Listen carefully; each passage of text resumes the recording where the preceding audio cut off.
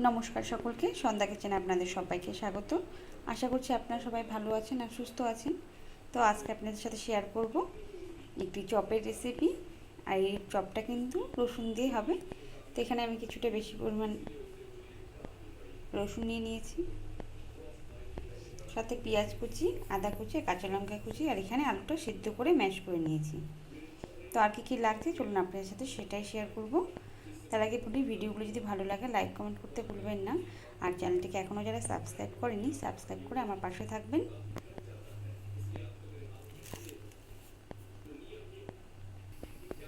কড়াইটা বসিয়ে নিয়েছি, দিয়ে দিচ্ছি সামান্য সরষের তেল।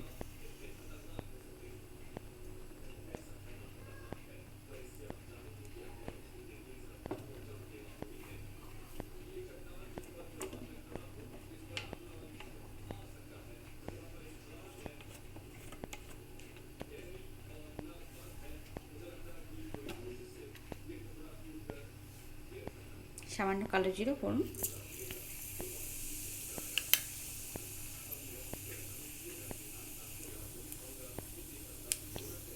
আদা কুচিটা,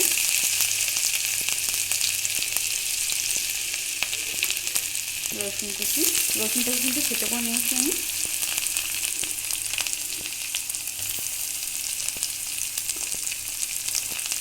পেঁয়াজ কুচি,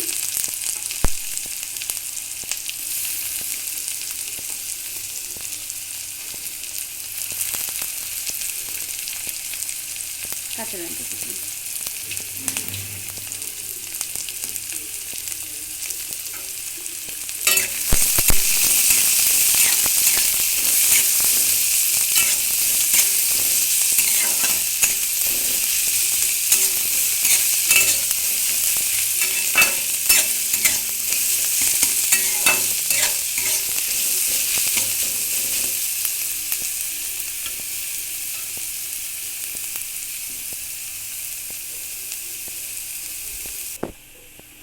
পেঁয়াজ রসুনটা ভালো করে ভাজা হয়ে গেছে, দিয়ে দিচ্ছি সামান্য জিরে গুঁড়ো,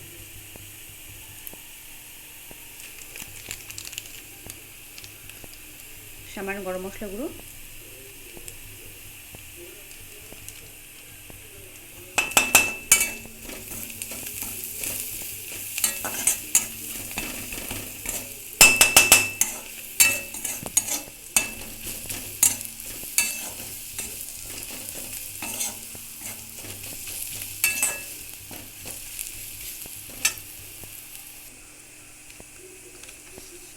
পরিমাণ মতো লবণ,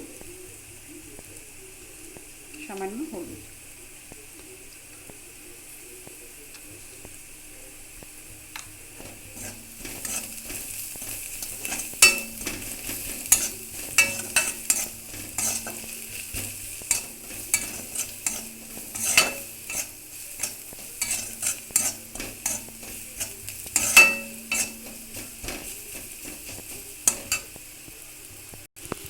ম্যাশ করা আলুটাও দিয়ে দিলাম।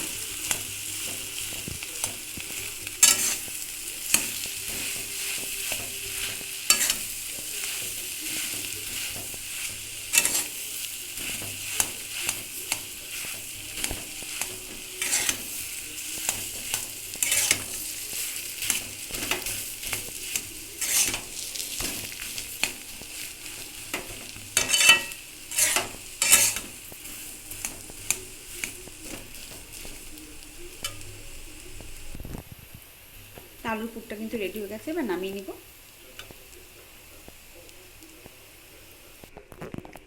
এখানে ব্যাটারের জন্য নিয়েছি আমি বেসন, কিছুটা সুজি আর লবণ, সামান্য হলুদ। এবার এটাকে ভালো করে ফেটিয়ে নিব। আর ব্যাটারটার মধ্যে কিন্তু আমি অল্প অল্প করে জল মিশিয়ে নিয়ে তারপরে বানাচ্ছি। আমি এই ব্যাটারটার মধ্যে দিয়ে দিচ্ছি সামান্য গরম মশলার গুঁড়ো,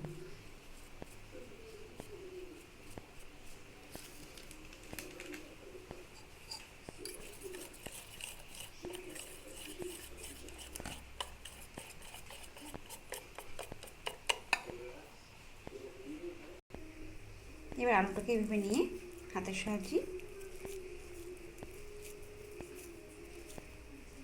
একটু এভাবে চেপে চেপে নিলেই কিন্তু চপের আকারে হয়ে যাবে।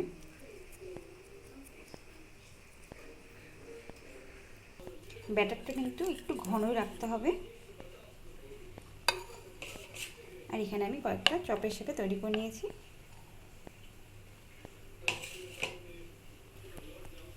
কড়াইটা বসিয়ে দিয়েছি, দিয়ে দিচ্ছি তেল।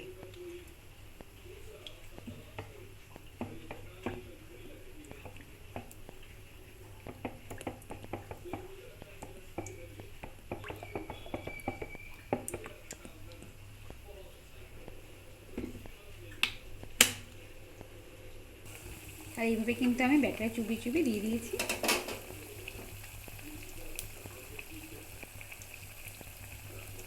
আর আঁচটাকে কিন্তু মিডিয়ামে রেখেছি।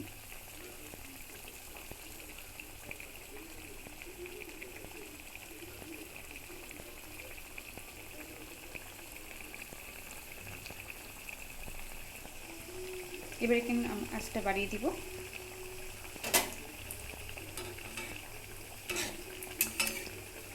চপগুলো কিন্তু একাই ফুলে উঠেছে।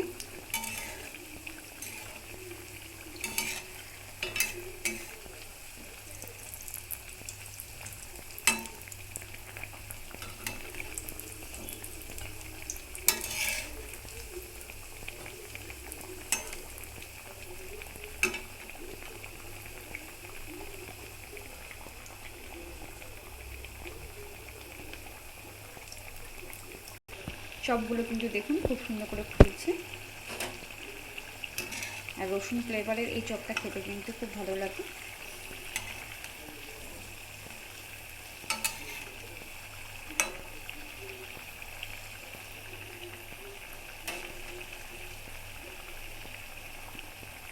হয়ে গেছে, এবার নামিয়ে নিব।